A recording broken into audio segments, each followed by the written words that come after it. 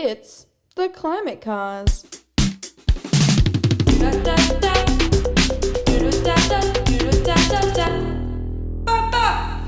Hello! Welcome to the Climate Cause. I'm Maddie Rez, a human being on the planet Earth, and I'm looking around right now and thinking, how do we achieve all that needs to be achieved to beat the climate crisis in such a short manner of time?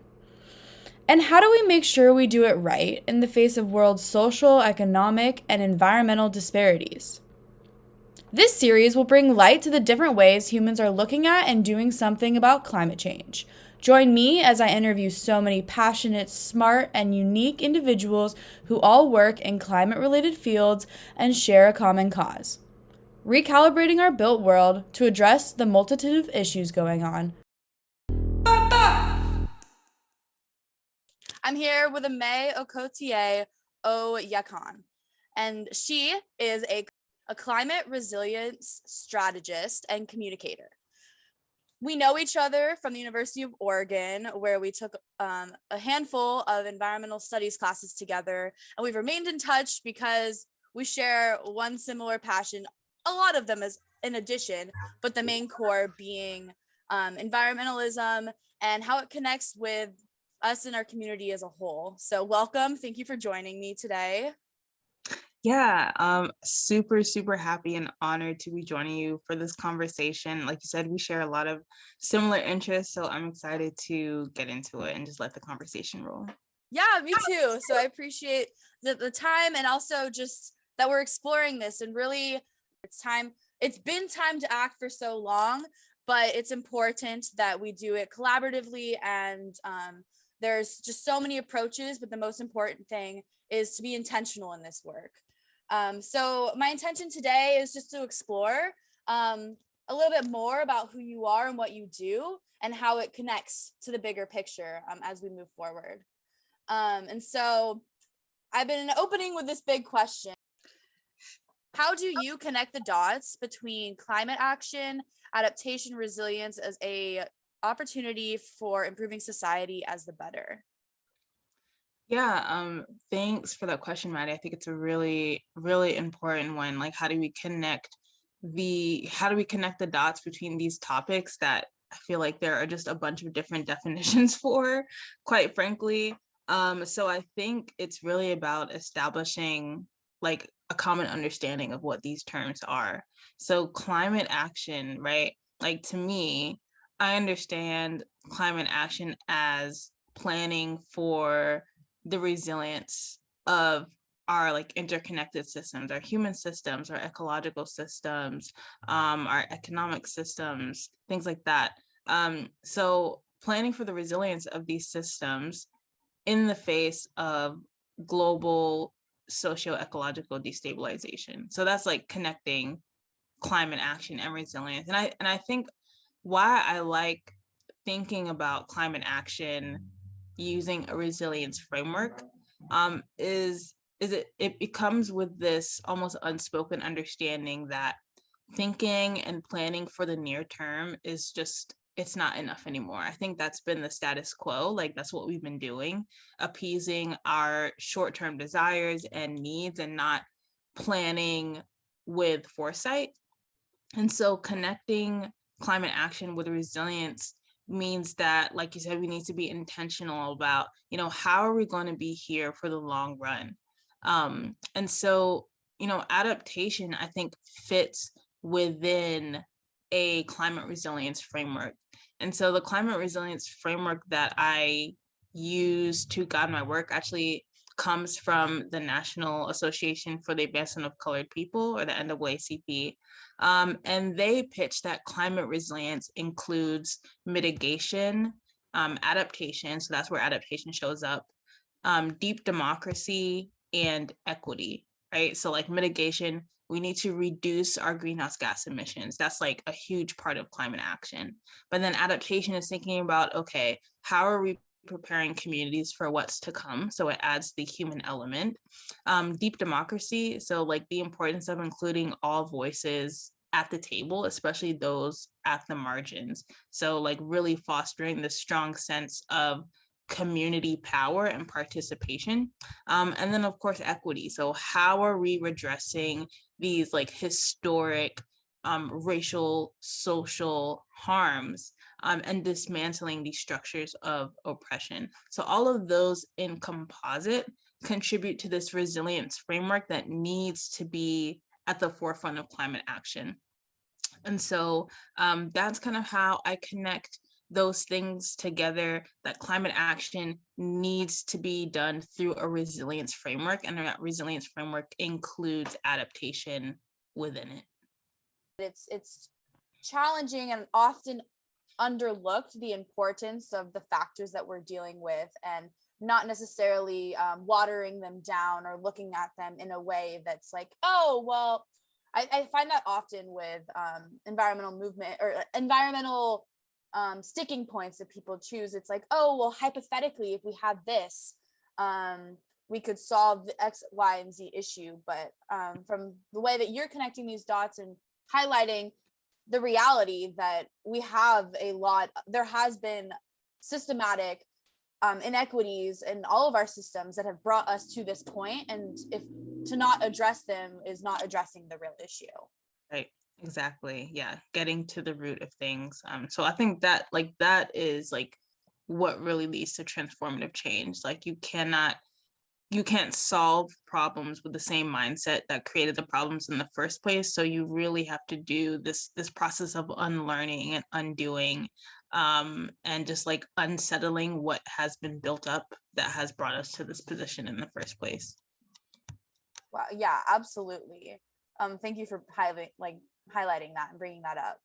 And so with the work that you do as a climate resilience strategist and communicator, what tools do you use, or what tool do you use and true, and why?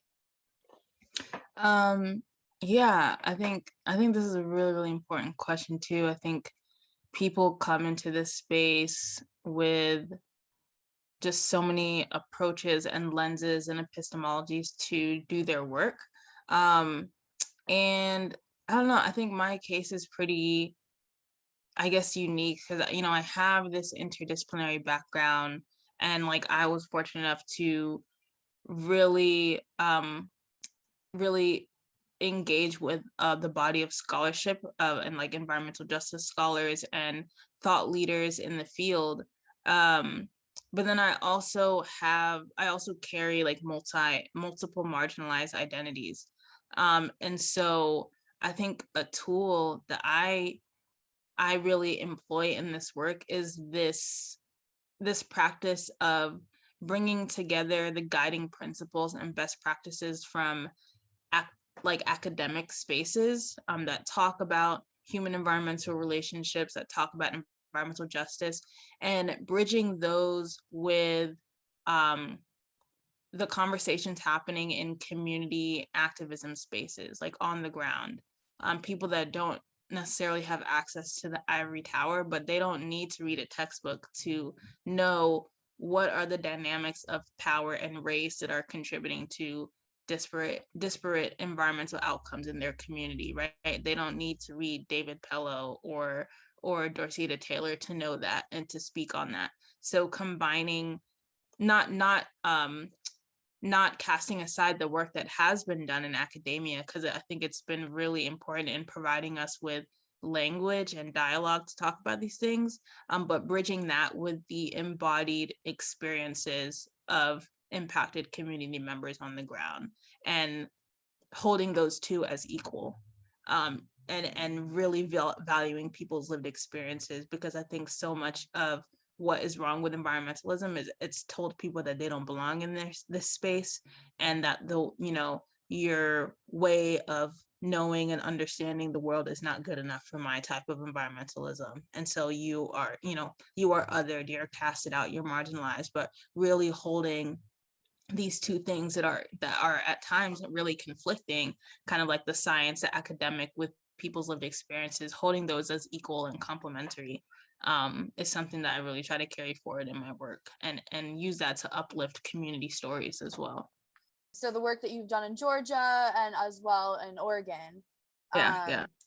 how how have you seen that like evolve as you have stepped further into the space? How have I seen what evolve exactly? Your ability to communicate from the academic perspective to the boots on the ground. Okay. Um, yeah, it was a very introspective experience. Coming into a community that I've never engaged with before, coming with all of these like fancy academic terms and explaining to them what I wanted to do. And a lot of people were just not getting it. They weren't like engaging. I thought they just weren't interested.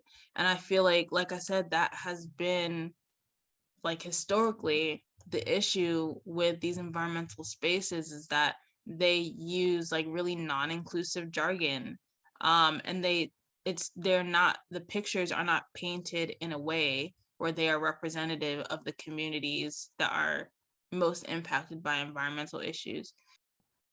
I had to change how I was communicating. I mean, I really had to bring into people's lived experiences, and not even that, I really asked them. I had to reframe it from I'm teaching you about something to I'm trying to bring out what you probably already know, and thinking about it that way. Not that I'm bringing this new information to this community, but Black and Indigenous communities have been engaging in environmentalism for time immemorial, right? Like we are the OGs. And so it's really, like I said,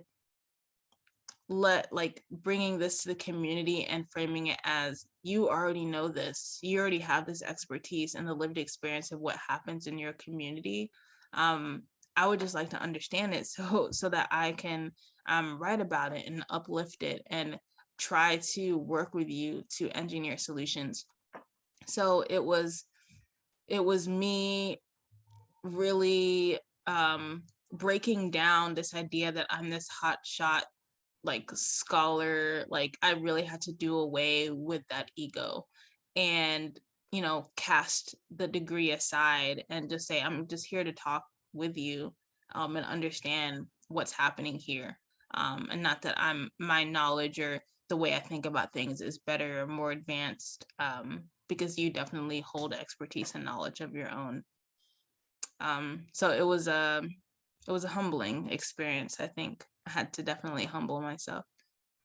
Yeah, absolutely. Because I think that you've highlighted this transition through your growth in the sense that, and I think this is something that happens, and I can definitely relate from my own experiences as you step deeper in down the rabbit hole of thinking about the environment and all that surrounds that. You step into this keen awareness of these issues at hand, and it often seems, I've felt that like because I'm able, it's all in my head stewing all the time. It takes stepping back and realizing, and I think that's when you were talking about unleashing unlocking the information that is already within people, really highlights just how, to me, how environmentalism also circles back to the fact that we're all humans on the same planet, and that there's a reason that we're all so different and we have different things to bring to the table and learn, and that having one stagnant approach and one way of seeing and thinking that the way that we see is the way that everything is as an absolute, that mindset is a barrier itself, and able, in order to do the work that we want to do, and specifically that you've been doing with communities, that stepping aside and really stepping back into like who you are, and yes, you know all of this stuff, but you recognize that you can't do it alone, that we have to bring everyone up with you, and so that's incredible work that you've been doing. I feel honored to follow you along on Instagram and LinkedIn and all the places that you've been able to provide updates with that. Right.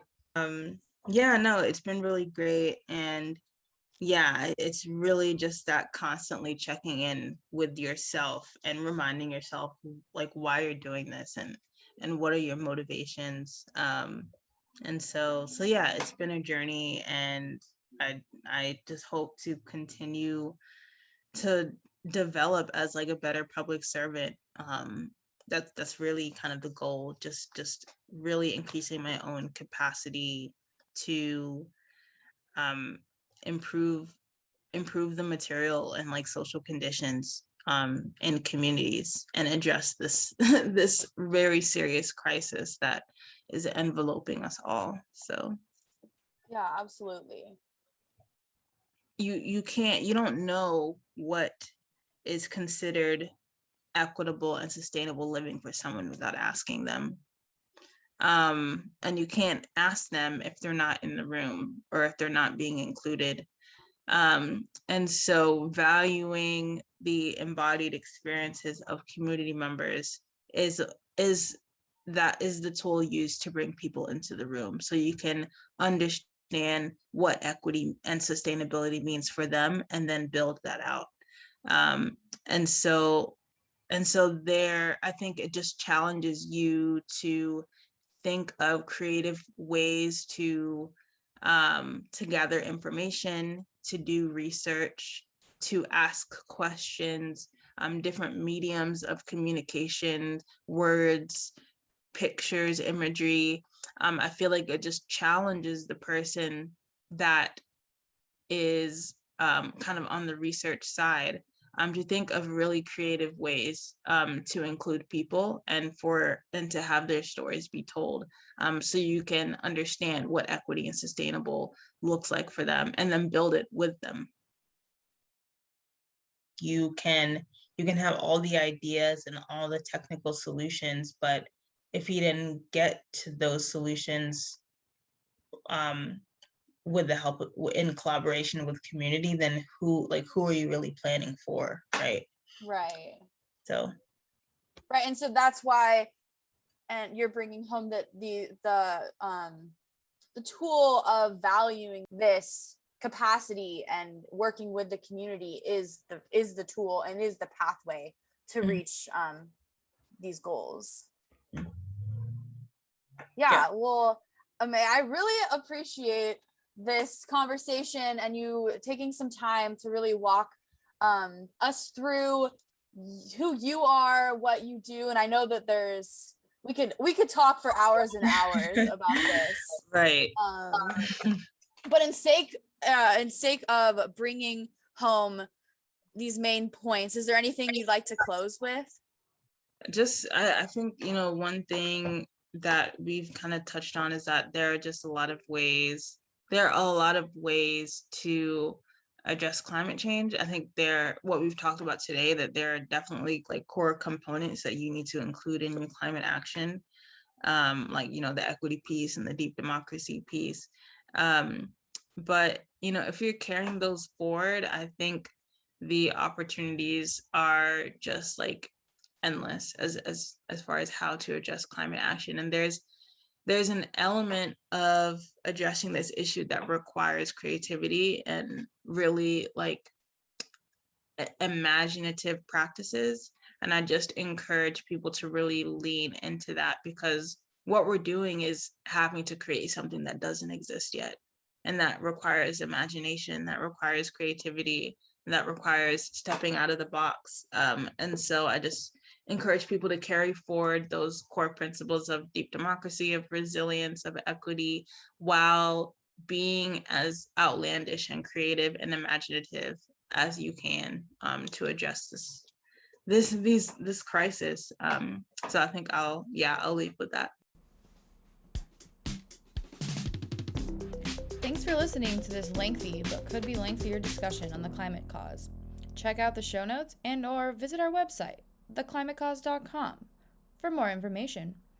Follow us on your socials too.